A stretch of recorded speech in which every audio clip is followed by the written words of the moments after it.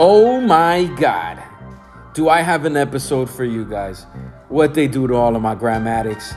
This one that I just came across in the homie stash, because I wish this was in my personal collection, but it's not, unfortunately. But here it is in front of me, and we're gonna fucking dive into this one right here. This is the Eminem Slim Shady LP snippet promotional tape, and this isn't from my collection. This is from Old Head Ed, 1/3 of the Audio Rap Club. Arc up in the fucking building. What they do, homie? Yes, the architects, respect the architects, the Audio Rap Club. Damn, man, I had to share this one with you for sure. Bro, tell me about it. How'd you get this? Simple and plain. Shouts to Bootleg Smith, the homie from North Miami Beach. At this point, we were no longer residing in North Miami Beach. At least I wasn't. And but we stay connected. The hip hop has that power to do things. That has that power to keep people connected, introduce people, and then through that point, like keep everybody connected. He pulled up to the crib one time. At this point, I was living in Broward. And he's like, yo, I got a couple of these. He had a couple of these.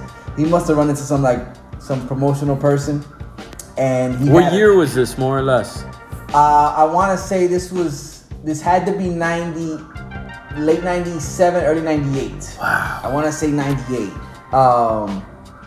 And he hit me up with this cassette single, and I'm looking at it, and he's just going on about this cat Eminem. I mean, to me, like, I hadn't heard anything. I'm looking at this thing for the first time, like, yo, and he's not even. It's not even about convincing me. It's just him just having a glaring review of this cat and his talent. I had no idea what I was gonna get myself into. So, but being that we had similar tastes when it came to hip hop, Willie, Bootleg Smith, aka Willie, he was more of a hardcore critic than I was. So I'm like, if he's feeling this way about it, then I know I'm gonna dig it.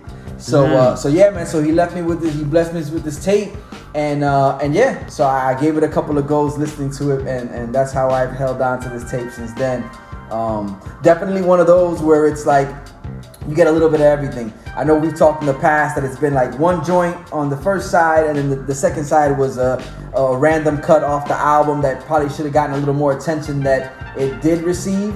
But this was a little bit of everything. So you got a real sample, a real good sample of what the album was gonna be. Yeah, looking at the track listing of this, I was a bit taken back of how short they made these songs. Really, like they didn't even let the one song go full length up on here. It sounded like a DJ at a nightclub where it's like, yo, like 12 seconds the most. Like if a song came on and your verse was the third one, yo, consider that lost because they were not gonna play that verse.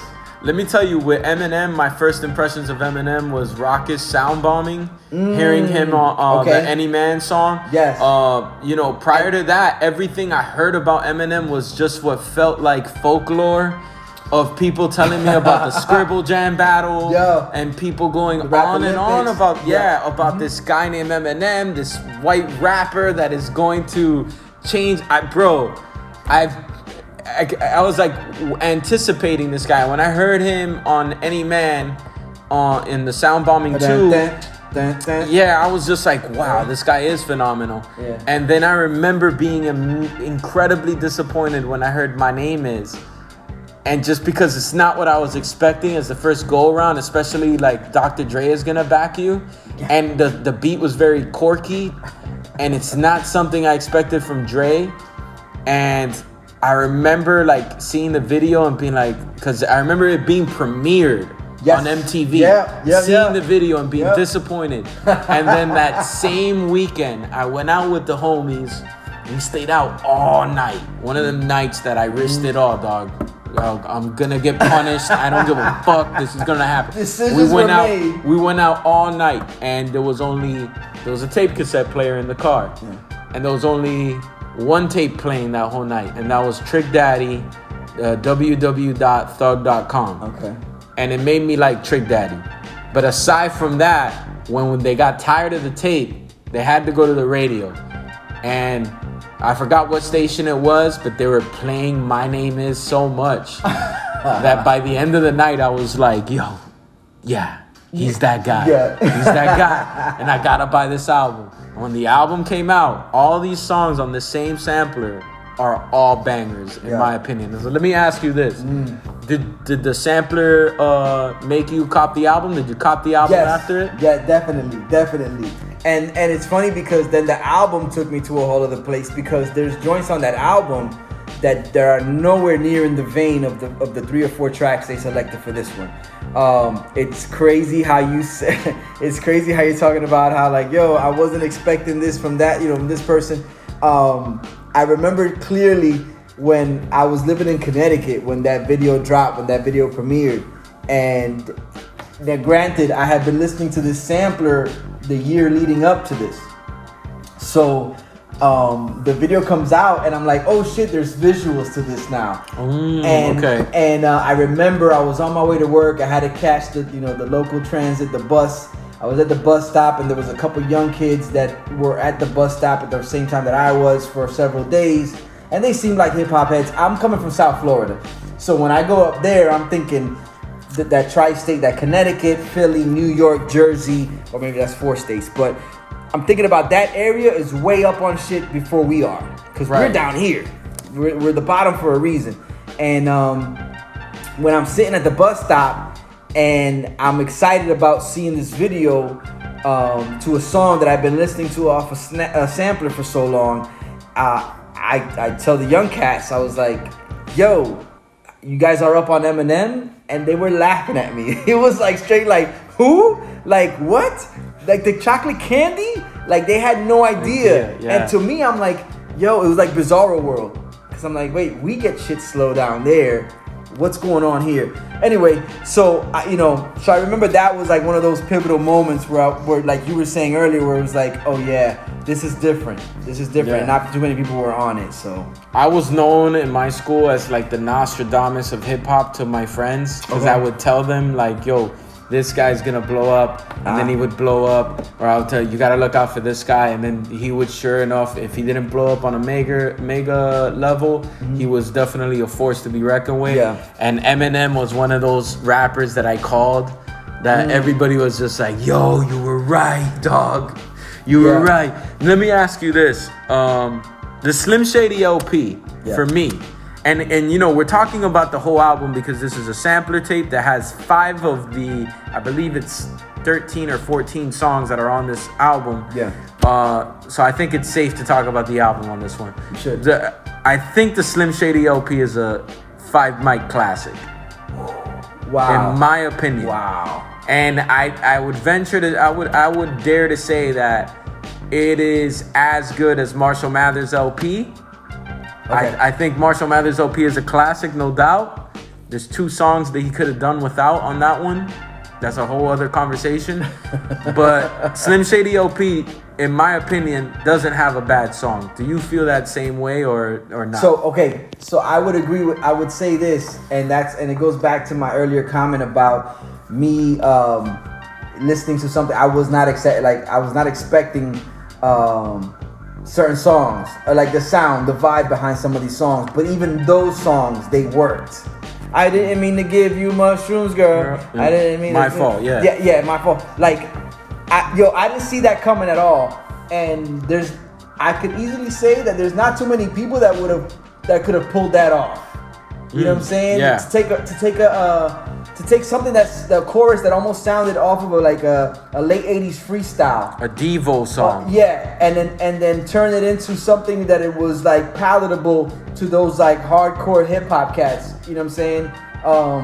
There was a couple joints on there where I was like, yo, this is not what I was expecting, but it works. Right. So for that alone, I could see why that album would hold such a high standard for you, as far as giving it a 5 mic. So no, yeah, definitely. Even the joints that I felt where I'm like, what am I listening to right now? But fuck, he's making it work. Like, this is different, but... You know what I also feel like, Dr. Dre gets accredited for Eminem's success, no doubt, and a big hand in that. But if you look at this Slim Shady LP, you got My Name Is produced by Dre, Guilty Conscious produced by Dre, Role Model was produced by Melman, which is basically Dre and Melman, you know, to some degree. I mean, I don't want to take credit from anybody, but the rest of it was produced by the Bass Brothers.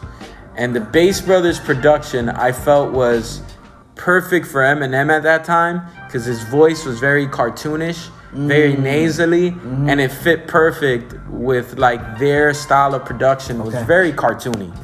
You know what I mean? Very like.